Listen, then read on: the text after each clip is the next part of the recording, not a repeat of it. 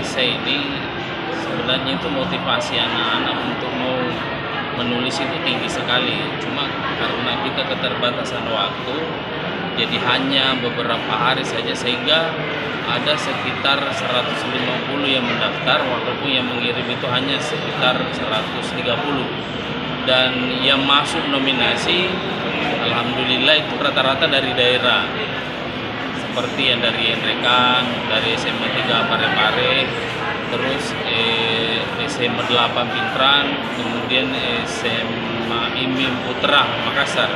Sehingga ke depan ini seharusnya memang butuh lagi banyak waktu, sehingga pelaksanaan seperti ini memacu anak-anak dalam menulis, apalagi karena adanya pandemi ini seharusnya anak-anak terlalu banyak menulis karena dia terlalu banyak tinggal di rumah.